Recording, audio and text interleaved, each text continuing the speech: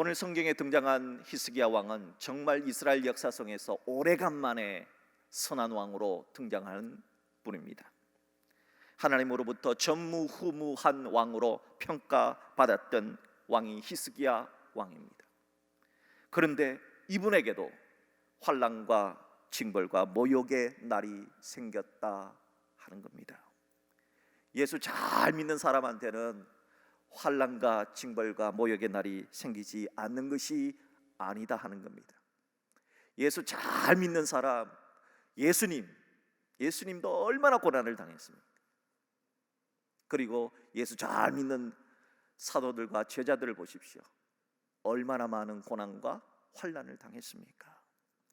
오늘 본문에 나타난 하나님의 사람 히스기야 왕은 환난과 징벌과 모욕의 날을 맞이했을 때 어찌했을까 하는 것을 살펴보면서 은혜를 나누고자 합니다. 하나님은 상벌이 분명하신 분입니다. 잘한 자한테는 상을 듬뿍 주시고 잘못한 사람한테는 벌을 아주 딱 맞게 벌을 내리시는 분이십니다. 솔로몬 사후에 이스라엘은 한 개의 이스라엘에서 두 개의 나라, 북쪽 왕국 그리고 남쪽 유다 왕국으로 분열이 됩니다. 북왕국은 시작할 때부터 금송아지를 숭배했습니다. 그리고 불의를 저질렀습니다.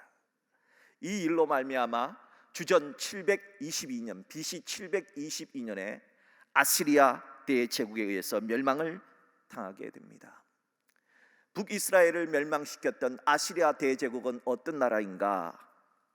이스라엘 북쪽에 있는 대제국인데요, 이스라엘 북쪽에 있는 대제국은 크게 티그리스 강과 유프라테스 강이 큰 강이 아주 길쭉하게 흐르고 있습니다.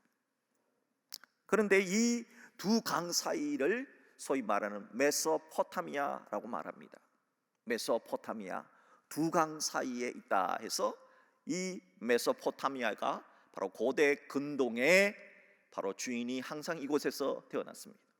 아시리아, 바벨론, 페르시아 제국이 다 바로 이곳에서 탄생하게 됩니다. 그런데 이 티그리스 강과 유프라테스 강이 흐르는 이 메소포타미아 지역과 오리엔트 지역을 최초로 통일한 나라가 바로 아시리아 대제국입니다. 아시리아는 당시 철기 문화를 가지고 있었습니다. 그리고 강력한 기마 부대를 가지고 주변의 약소국들을 한 나라 한 나라씩 정복했고 그들에게 조공을 받는 식민지를 만들어서 소위 말하는 대제국을 건설했습니다. 이런 아시리아 대제국이 이제 남쪽으로 밑으로 그 세력을 남하하면서 시리아와 그리고 그 밑에 있는 북이스라엘, 남유다 왕국 그리고 더 밑쪽에 우리가 잘 아는 이집트 대제국까지 정복을 하려고 했던 겁니다. 아시리아 제국은 정말 잔인한 나라였다고 성경뿐만이 아니라 세계 역사의 기록을 하고 있습니다. 가차없이 사람들을 죽여버렸던 그런 잔인한 나라였습니다. 이런 무서움과 잔인함을 알았던 시리아와 북이스라엘 왕국은 이 아시리아 대제국의 조공을 잘 바쳤습니다.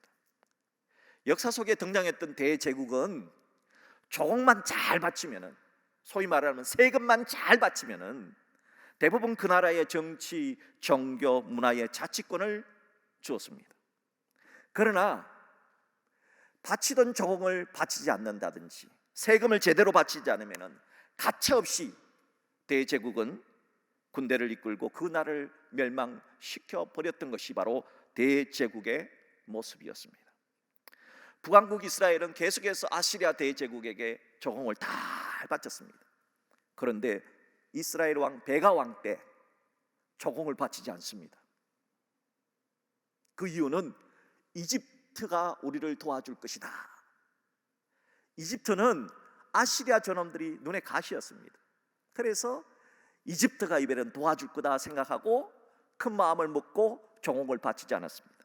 그랬더니 역시나 다를까요? 아시리아의 대왕 티글랏빌레셀 3세는 어김없이 요것 봐라 하면서 쳐들어와서 북이스라엘의 많은 성들을 점령해버렸고 그곳에 사는 백성들을 다 사로잡아서 아시리아 제국의 땅으로 강제 이주를 시켜버렸습니다. 이때 아시리아 대제국의 디글랏빌레셀 3세는 시리아라고 하는 나라를 정복해서 이 세상의 시리아를 없애버렸습니다. 아시리아 제국에 편입을 시켜버렸던 겁니다. 이렇게 아시리아 제국에 의해서 크게 당한 북왕국은 정복자 아수르의 디글랏빌레셀 3세가 죽게 되자 새로운 왕 아수르 왕 살만 에셀이 등장을 하게 됩니다. 자, 이렇게 왕이 바뀌게 되니까 대제국이 어수선하겠죠. 요 어수선한 틈을 타서 또다시 조공을 거부해 버립니다. 새롭게 왕으로 등극한 살만 에셀은 자신을 무시한 처사라고 대노하게 됩니다. 그리하여 북이스라엘의 호세아 왕 때 북이스라엘 침공에 내려와서 BC 722년 이스라엘이란 북왕국을 완전히 역사 속에서 지도 속에서 지워버립니다. 아시리아 제국의 정책은 혼합 정책입니다. 모든 것을 섞어버립니다. 혼합, 혼혈. 그러니까 사마리아 사람들이 왜 탄생을 하게 되느냐?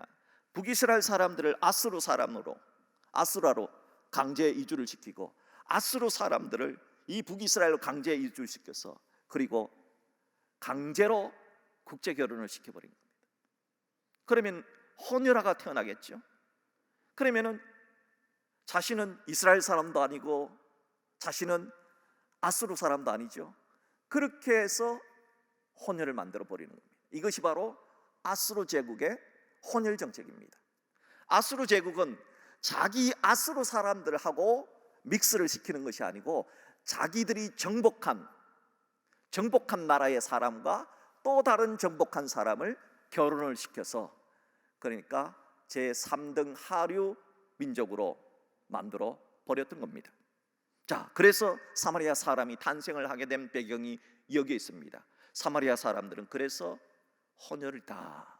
그래서 유대민족은 사마리아 사람들을 꺼려했고 터부시했던 거죠. 자, 북왕국 이스라엘이 이 지경이 될 때 남유다 왕국의 왕이 바로 오늘 본문에 등장하는 히스기야 왕입니다. 북왕국 이스라엘이 대제국 아시리아에 의해서 멸망을 당했을 때 남유다의 왕이 된 히스기야 왕은 과연 어떤 정책을 펼쳤느냐? 오늘 성경은 이렇게 말하고 있습니다. 히스기야 왕의 아버지였던 부왕 아하스 왕은 이스라엘의 역사 속에서 정말 악한 왕으로 유명합니다. 악한 왕이 몇 명이 있는데 그 가운데 한 명입니다. 아하스 왕, 므낫세 왕, 암몬 왕 이런 사람들 아주 악독한 왕이거든요. 그런데 이 아하스 왕이 남유다 왕국을 우상 범벅의 나라로 만들었습니다. 그런데 히스기야 왕은 자기 아버지 완전 전혀 딴판으로 산당들을 다 제거했습니다. 아버지가 산당들을 곳곳에 세워서 바알 아세라를 섬겼는데 그 산당들을 다 제거합니다. 그리고 주상들을 다 깨뜨립니다. 아세라 목상을 찍어버렸습니다. 모세가 만들었던 놋뱀조차 우상 숭배를 할 수 있기 때문에 부셔버려서 이렇게 타락한 종교를 기획을 했습니다. 하나님은 히스기야 왕을 정말 좋아하셨습니다. 이 일로 하나님께서는 히스기야 왕에게 형통의 복을 내려주셨습니다. 자, 그런데 북왕국 이스라엘을 멸망시켰던 아수르 왕 살만에셀이 죽고 이제 새롭게 왕이 된 산헤립 왕이 등장을 하게 됩니다. 히스기야 왕 제14년에 남유다 왕국을 바로 이 산헤립 왕이 또다시 침공을 하게 된 것입니다. 아수르 제국의 산헤립 왕은 예루살렘에서 불과 50km 정도밖에 되지 않는, 그러니까 서울이라면은 한 수원 정도에다가 아수르 제국의 군사령부를 설치한 겁니다. 이에 히스기야 왕은 두려웠습니다. 위협을 느꼈습니다. 그래서 아수라 제국 그 산헤립 왕에게 은 300달란트와 금 30달란트의 조공을 바쳤습니다. 그리고 히스기야 왕은 부끄럽게도 무릎을 꿇고 제가 잘못했습니다. 앞으로는 조공 잘 바치겠습니다.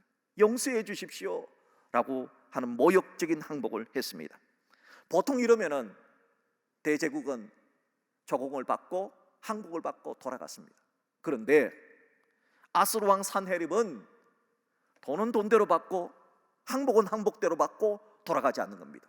오히려 더 가까이 예루살렘 성을 포위해 버린 겁니다. 그리고 언어의 천지라 불리는 랍사게, 탁월한 외교 전략가인 랍사게를 보내서 유대말로 심리전을 펼친 겁니다. 이것은 아시리아 제국의 이번에 남유다 왕국을 먹겠다라 하는 강력한 표현이었습니다. 이번에는 완전히 역사 속의 남유다 왕국도 북식 이스라엘처럼 지워버리자, 그렇게 말했던 겁니다. 언어의 천재요 아시리아의 탁월한 외교관인 랍사게는 아시리아 제국이 남유다 왕국을 지금 치는 것은 바로 너희들이 믿는 하나님의 뜻이다 하면서 하나님의 이름을 빌어서 거짓말까지 했습니다. 그러니까 민심이 흉흉했던 겁니다. 자, 그렇다면 하나님은 왜 종교개혁을 했던 선한 왕 히스기야 왕, 그 누구보다 하나님께서 형통의 복을 주시겠다고 말씀하신 히스기야 왕에게 이런 환난과 징벌과 모욕의 날을 주셨을까 하는 겁니다. 그 이유는 하나님은 히스기야 왕이 조금씩 너스레지는, 초심을 잃어버린 그 마음을 단련시키기 위해서 이런 환난과 징벌과 모욕의 날을 주셨다, 성경은 말씀하고 있습니다. 히스기야 왕은 환난과 징벌과 모욕의 날을 통해서 하나님이 왜 나에게 이런 고난을 주시는가 하는 의도를 조금 알았던 것 같습니다. 그리고 내가 많이 느슨해졌구나, 내가 초심이 많이 흔들렸구나 하는 것을 깨닫고, 그러면서 그렇게 깨달았던 하나님을 믿는 믿음의 사람 히스기야 왕은 과연 어떻게 이 환난과 징벌의 날에, 모욕의 날에 어떻게 했을까 하는 것이 오늘 성경이 우리에게 주시는 말씀입니다. 첫째, 히스기야 왕은 환난의 날에 기도를 요청했습니다. 아수르 제국의 언어 천재요 탁월한 외교 전략가인 랍사게가 하나님의 모욕하는 말을 그냥 유대말로 계속해서 막 떠들어댔습니다. 아니, 아수르 사람이 아람말을 써야지, 왜 자꾸 여러분 미국 사람이 한국말을 유창하게 하면서 한국 사람들한테 막 조선은 망한다 그렇게 얘기하면은 얼마나 싫습니까? 우리도 영어 할 줄 아니까 우리 영어로 얘기하자. 우리도 너희들 아수르 제국의 말을 할 줄 아니까 아람어로 같이 얘기하자. 그 당시에 아람어가 오늘날로 말하면 영어거든요. 그렇게 얘기하자 그랬더니 싫다는 겁니다. 내가 왜 아람어를 하느냐, 너희 나라 말로 하겠다면서 계속해서 백성들에게 그냥 입에다 확성기를 대고 그냥 소리를 질러댑니다. 히스기야 왕이 그 얘기를 다 듣습니다. 그리고 아수르 왕 산헤립이 편지를 보냈는데 정말 하나님을 모욕하고 깔아뭉개는 그런 편지의 내용으로 가득합니다. 히스기야 왕은 하나님을 모욕하는 이 편지를 붙들고 부들부들 떱니다. 하나님의 명예가 땅에 떨어진 것 때문에 히스기야 왕은 자신의 옷을 찢습니다. 그리고 굵은 배를 두르고 대신들에게도 굵은 배를 두르고 이사야 선지자에게 찾아가서 선지자님 기도 좀 해주십시오 하고 기도를 요청하도록 했던 겁니다. 그러자 하나님께서 이 모든 히스기야 왕의 행동을 보신 다음에 이사야 선지자를 통해서 히스기야 왕에게 이렇게 말씀하셨습니다. 오늘 본문 6절 7절입니다. 여호와의 말씀이 너는 아수르 왕의 신복에게 들은 바 나를 모욕하는 말 때문에, 랍사게가 하나님을 모욕하는 말 때문에 두려워하지 말아라. 내가 한 영을 그의 속에 두어 그로 소문을 듣고 그의 본국으로 돌아가게 하고 또 그의 본국에서 그에게 칼에 죽게 하리라. 저 산헤립 왕 하나님께서 칼에 죽도록 하시겠다 하는 놀라운 응답을 주셨습니다. 둘째로 히스기야 왕은 환난과 모욕의 날에 어떻게 했을까? 두 번째는 자신도 하나님을 모욕한 그 편지를 하나님 앞에 펼쳐놓고 자신도 기도했다는 겁니다. 아시리아 왕이 보낸 편지는 어떤 내용의 편지였느냐? 세 가지로 요약을 할 수 있습니다. 첫 번째 편지의 내용은 하나님이 너희를 지켜준다는 말은 새빨간 거짓말이라, 하나님 말에 속지 말아라 하는 말을 유대말로 했던 겁니다. 두 번째는 너희보다 더 강한 나라도 아수르 제국에 전부 다 망했다. 그런데 너희같이 약하디 약한 유대가 어떻게 아수르 제국의 멸망을 피할 수가 있겠느냐? 상식적으로 생각을 해봐라. 너희들은 이제 끝이다. 세 번째는 어떤 신이라도, 너희들이 믿는 하나님이라도 아수르 군대에 건질 수는 없다 하는 내용의 편지입니다. 한마디로 하나님을 무시하고 하나님을 모욕하는 그런 편지였습니다.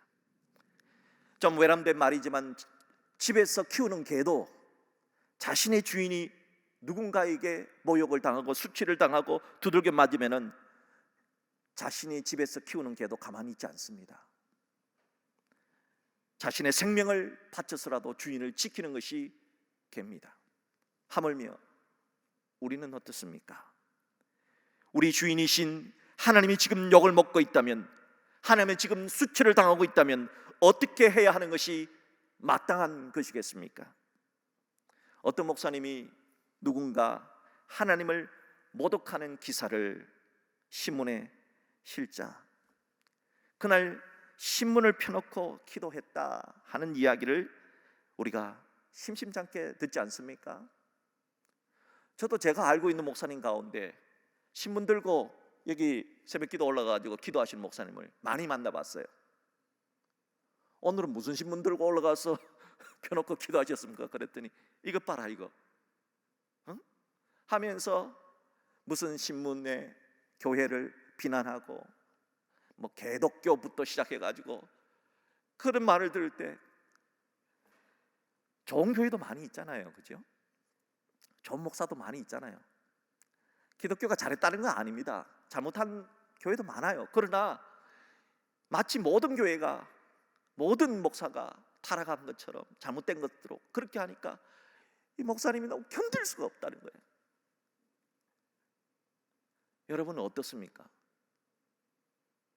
그래서 그 목사님이 신문을 펼쳐놓고 하나님 보십시오, 하나님 보십시오, 하나님 이것 좀 보십시오 하고 울면서 기도했다 하는 이야기를 들었습니다.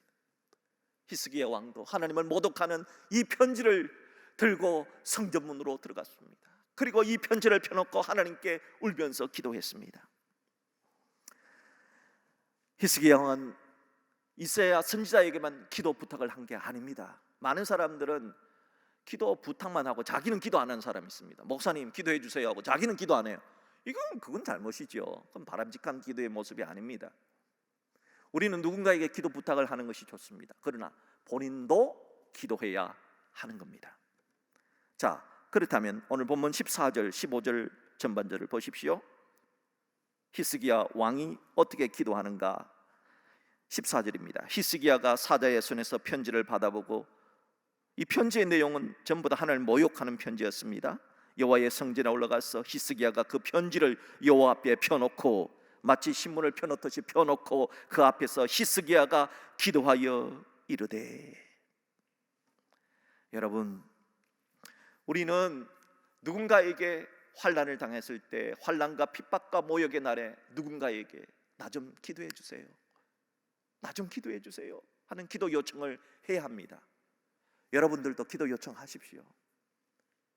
그리고 본인도 그 문제에 대해서 정말 히스기야 왕처럼 신문을 들고 편지를 펼쳐놓고 기도 제목을 펼쳐놓고 함께 기도해야 합니다. 자, 이것이 기도의 모습입니다. 히스기야 왕이 편지를 하나님 앞에 놓고 어떤 내용으로 기도했느냐? 본문 16절 보십시오. 여호와여 귀를 기울여 들으소서, 여호와여 눈을 떠서 보시옵소서. 산헤립이 살아계신 하나님, 지금도 시퍼렇게 살아계신 하나님을 비방하러 보낸 말을 들으시옵소서.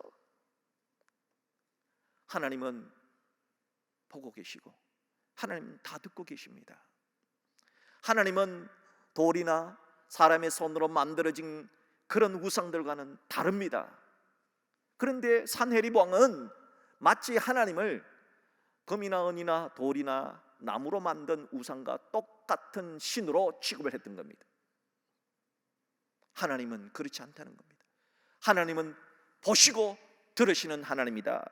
그러니까 하나님이 진짜 하나님인 것을 보여주십시오 기도했습니다. 본문 19절을 보십시오. 우리 하나님 여호와여, 원하건대 이제 우리를 그의 손에서 구원하옵소서. 그리하시면 천하만국이 주 여호와가 홀로 하나님이신 줄 알리이다. 하나님이 진짜라는 것을 좀 보여주십시오.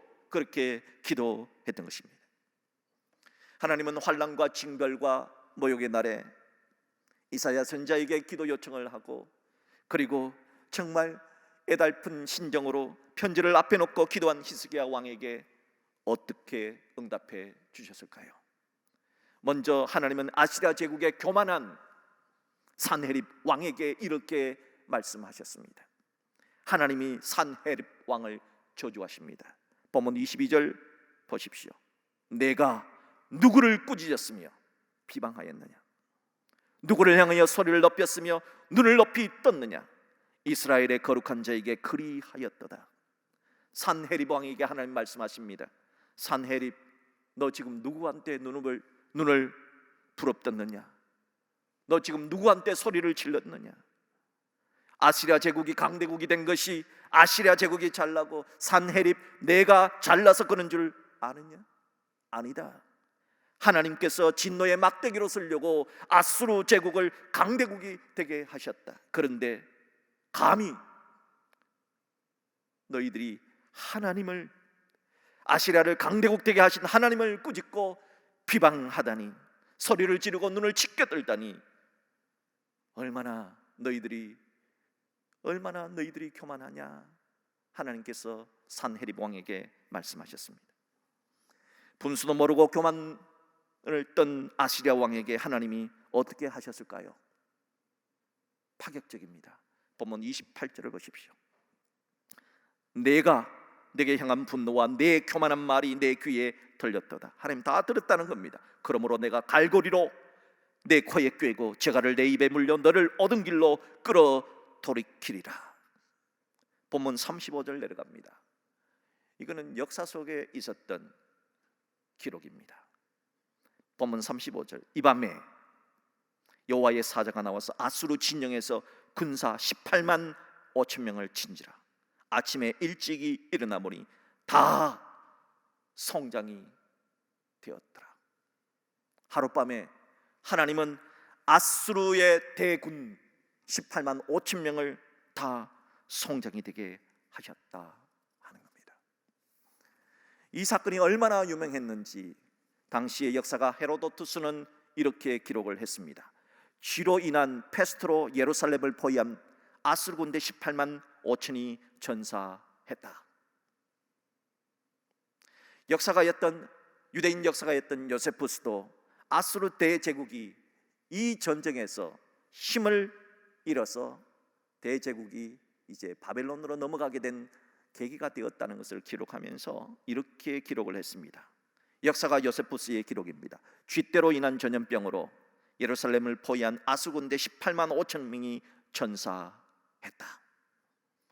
쥐가 이게 패스트를 일으키는 거 아닙니까? 무서운 일이 일어나게 된 것입니다. 본문 36절을 한번 보세요.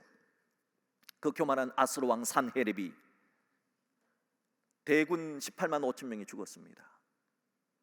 여러분, 알렉산더 대왕이 페르시아 제국을 동방을 정복하러 갈 때 군사를 몇 명 이끌고 간 줄 아십니까?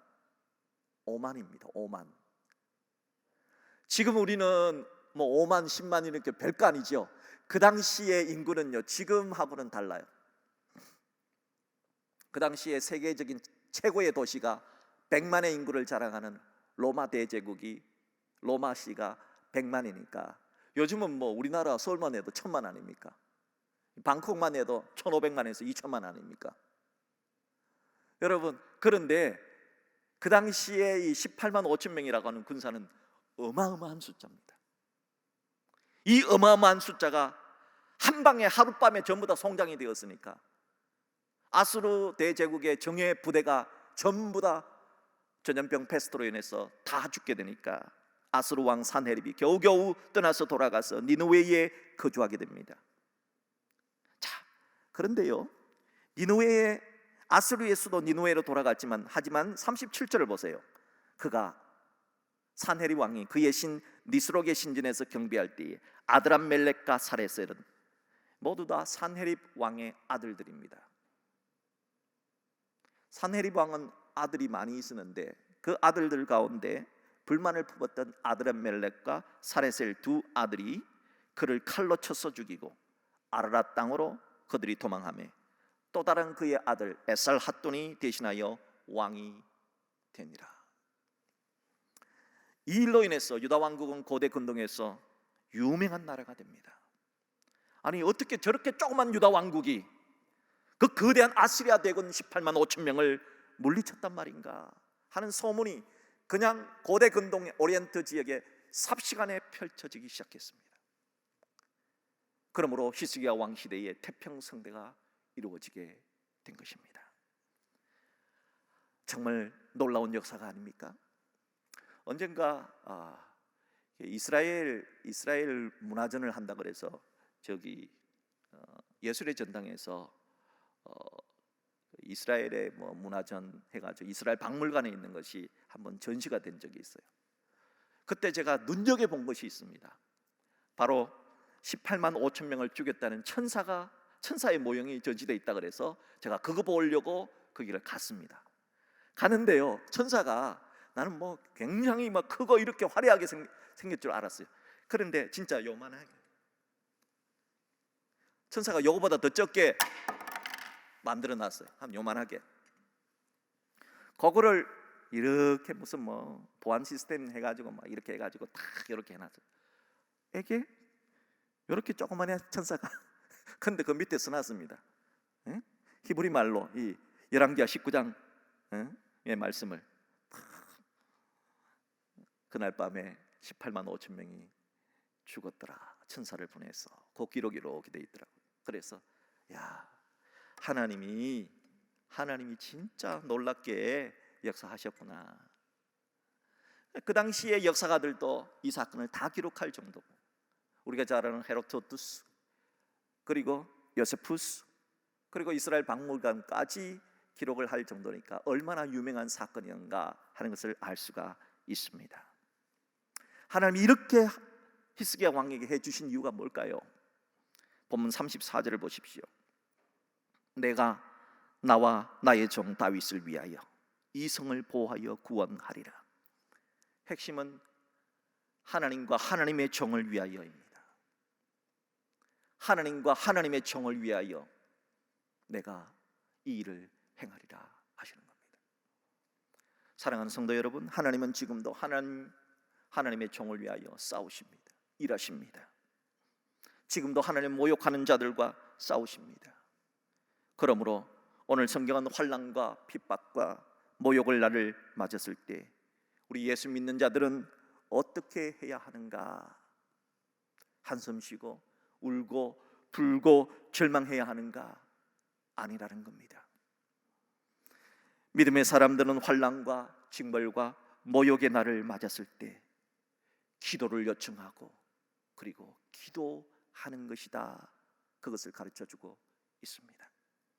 사랑하는 여러분, 하나님은 하나님의 천사를 보내서라도 하룻밤에 대제국 아수르를 멸망시킬 수도 있습니다.